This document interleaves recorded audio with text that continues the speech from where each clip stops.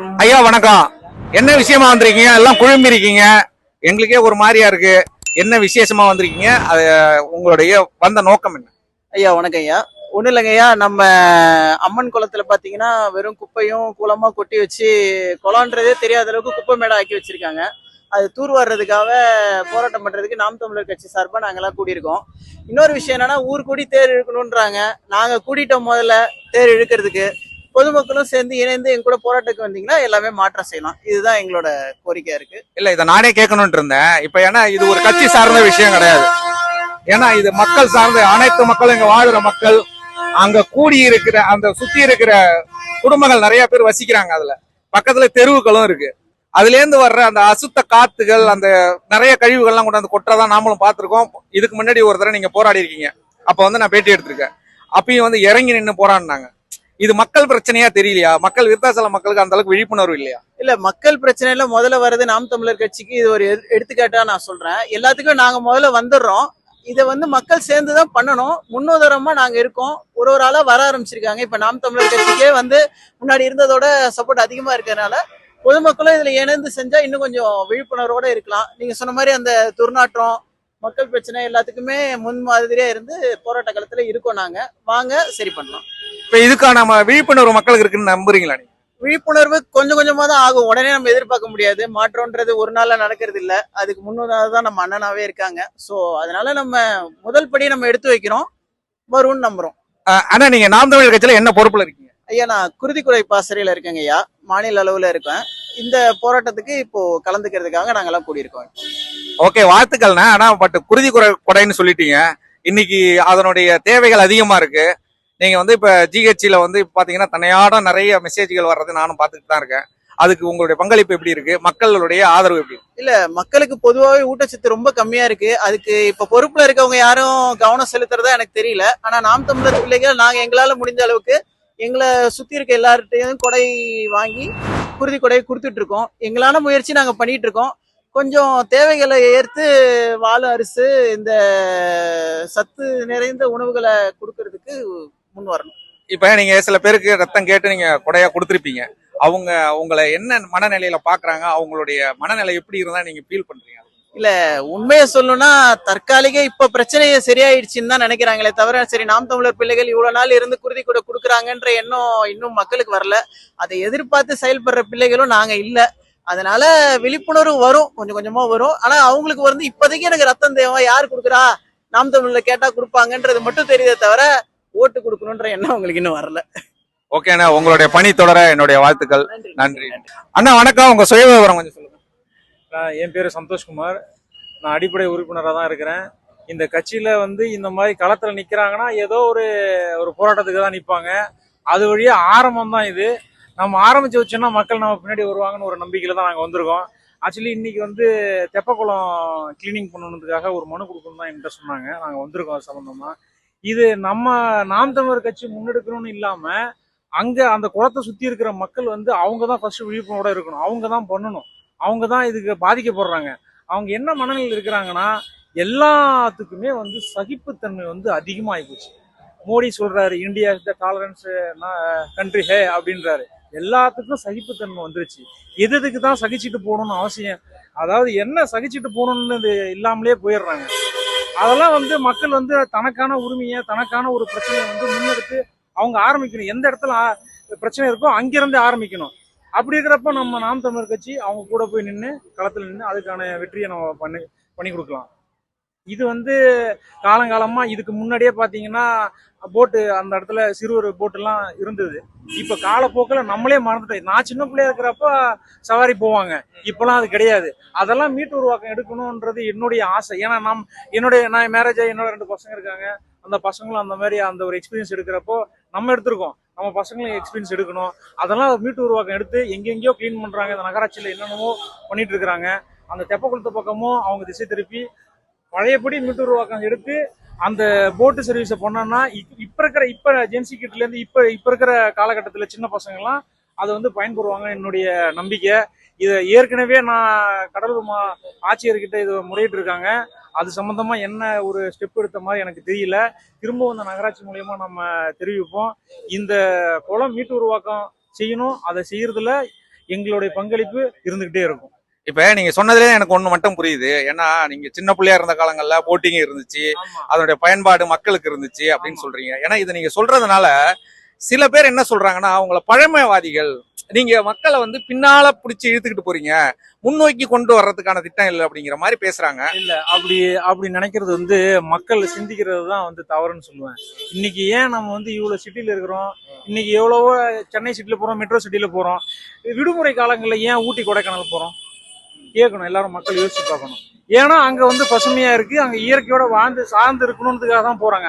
அதை ஏன் வந்து நம்ம வாழற இடத்துல வந்து இயற்கையோட இருக்கணும்னு ஏன் எண்ணம் வர மாட்டேங்குது மக்களுக்கு? அதை வந்து மக்கள் தான் யோசிக்கணும். மக்கள் தான் அடுத்து வர ஜென்ரேஷனுக்கு இதுதான் இயற்கை சார்ந்தா நம்ம வாழணும், இயற்கையோட தான் ஒன்று இருந்து நம்ம இருக்கணும்ன்றத இப்ப இருக்கிற சமுதாயம் வந்து அடுத்த வர ஒரு ஜென்ரேஷனுக்கு சொல்லிக் கொடுக்கணும். அது யாரும் அதை சொல்ற மாதிரி தெரியல. எல்லாம் மெட்ரோ சிட்டி டவுன்ல இருக்கிற மாதிரியே இருந்துட்டு போகணும்னு நினைக்கிறாங்களே தவிர இது வந்து இயற்கை சார்ந்து யாரும் இருக்கணும்னு எண்ணம் கிடையாது.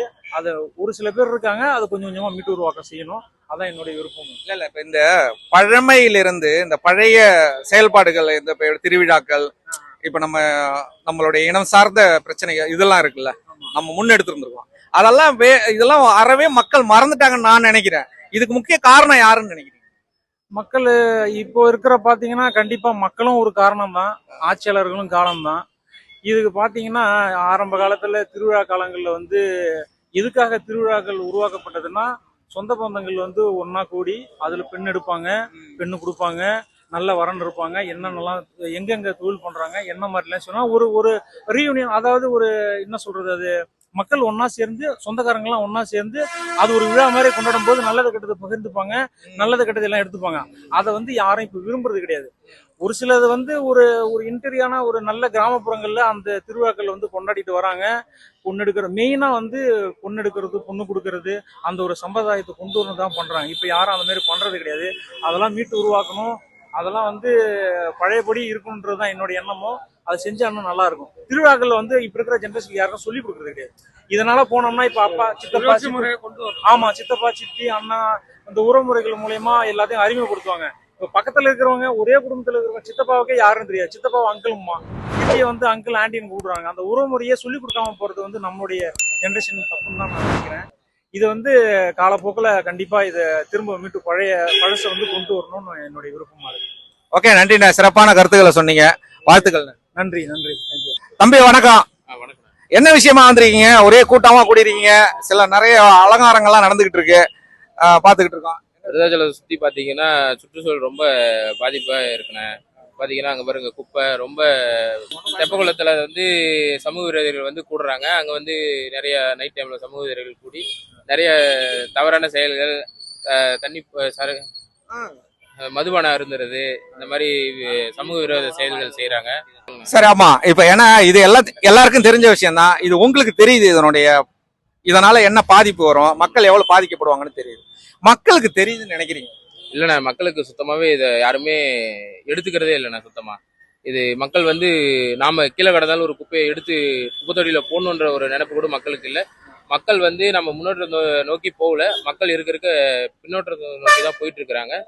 மக்கள் வந்து தெளிவா இல்லைண்ணா.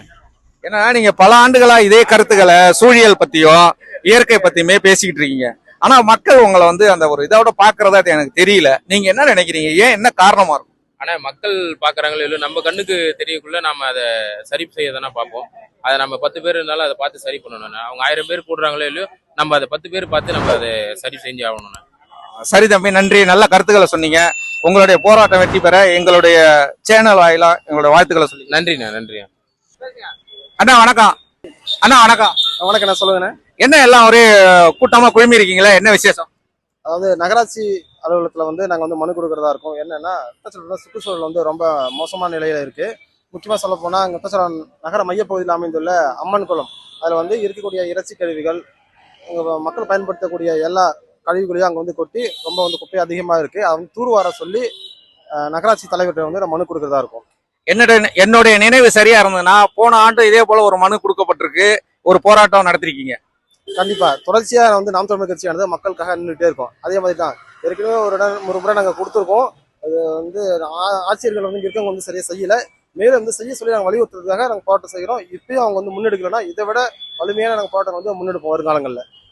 நீங்க நாம் தமிழர் கட்சியில என்ன பொறுப்புல இருக்கீங்க? மாநில ஒருங்கிணைப்பாளராக இருக்கேன் விருத்தாச்சலம் தொகுதியில.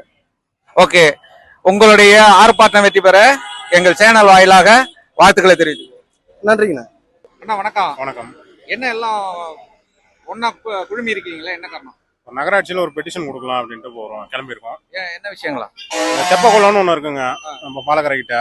அதை வந்து தூர்வார கோரி மனு கொடுக்குறோம். ஆல்ரெடி ஒரு போராட்டம் பண்ணோம், இப்போ திரும்பவும் அடுத்தது மனு கொடுக்கலாம் அப்படின்ட்டு. உங்களுடைய கோரிக்கை நிறைவேற வாழ்த்துக்கள். என்ன எல்லாம் ஒரே கூட்டமா இருக்கீங்களா, என்ன விசேஷம்? வணக்கண்ணா. நீ பார்த்தீங்கன்னா நாம் தமிழர் கட்சி சுற்றுச்சூழல் பாசறை சார்பாக நகராட்சி நகரத்தை நோக்கி ஒரு பேரணி மாதிரி போகிறோம். அது என்ன காரணம்னா, சுற்றுச்சூழலை பாதிக்கிற வகையில் இந்த மது பாட்டில்கள், பிளாஸ்டிக்கு இதேமாரி பொருட்கள்லாம் இருக்குது. அதை சுத்தம் பண்ணி கொடுக்க சொல்லி நகராட்சியில் மனு கொடுக்க போகிறோன்னா, முக்கியமாக அந்த தெப்ப குளம்னு சொல்லுவாங்க. அந்த இடத்துல பார்த்தீங்கன்னா அந்த குளத்தை சுற்றி வெறும் வந்து பேப்பரு, இந்த ஒன்னிஸ் கிளாஸு, மது பாட்டில் இதெல்லாம் ரொம்ப சூழ்ந்து கிடக்குதுண்ணே.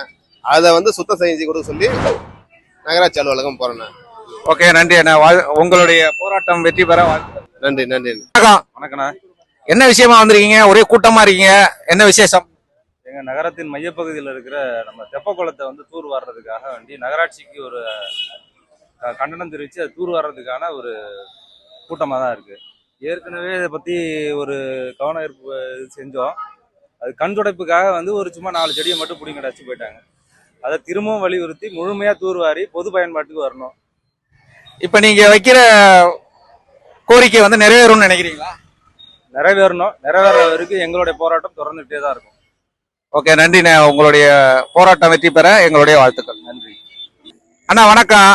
என்ன விஷயமா வந்திருக்கீங்க, ஒரே குழுமி இருக்கீங்களா, என்ன விசேஷம்? நாங்கள் வந்து சுற்றுச்சூழல் சார்பாக விருத்தாசலம் தொகுதியை சேர்ந்த நாம் தமிழர் கட்சியினர் பார்த்தீங்கன்னா, விருத்தாசலம் தொகுதியில் அந்த நகராட்சியில் இருக்கிற தெப்பக்குளம் இருக்கு இல்லையா, அதில் வந்து அதிகமாக குப்பைகள், குடிச்ச பிளாஸ்டிக் பொருட்கள், அதேமாரி இந்த குடிக்கிற பாட்டெல்லாம் அது உள்ள வீசுறாங்க. அதனால பக்கத்தில் வந்து சுற்றுச்சூழலுக்கு ரொம்ப பாதிப்பாக இருக்கு. அது எங்களுக்கு சரி பண்ண கொடுக்கறதுக்காக நாங்கள் கலெக்டர்கிட்ட மனு கொடுத்தோம். இது வரைக்கும் எந்த ஒரு நடவடிக்கையும் எடுக்கல. அதனால அது ஒரு கண்துடைப்பு மாதிரி பார்த்துட்டு இருக்காங்க. இப்போ வந்து உடனே இன்னைக்கு நாம் தமிழ் கட்சி எல்லாம் கூடி சேர்ந்து பேசி இன்னைக்கு போயிட்டு ஒரு மனு நகராட்சியில் கொடுக்கறதா இருக்கிறோம். அதனால தான் இந்த கூட்டத்தை வந்து கூட்டி இருக்கிறோம். இந்த போராட்டம் தொடரும். இப்ப நீங்க மனு கொடுக்கறதுனால இந்த விஷயங்கள்லாம் நடைபெறும் நம்புறீங்களா? நீங்க கொடுக்கலன்னா நாம் தமிழ் கட்சியில வந்து இன்னும் ஒரு பெரிய போராட்டமா உருவாக்குவோம். அதை நடத்தியே தீருவோம். ஏன்னா நாம் தமிழ் கட்சி வந்து ஒரு போராட்டத்தை முன்னெடுத்துன்னா ஜெயிக்காம இருந்ததில்லை. ஏன்னா எடுக்கிற போராட்டங்கள் எல்லாமே ஜெயிச்சிருக்கு. ஏன்னா நல்லதுக்கு மட்டும் நம்ம பாடுபடுறது தான் நம்ம நாம் தமிழர் கட்சியோட வேலை. ஓகே, நன்றிண்ணா. உங்களுடைய போராட்டம் வெற்றி பெற எங்களுடைய வாழ்த்துக்கள். நன்றி.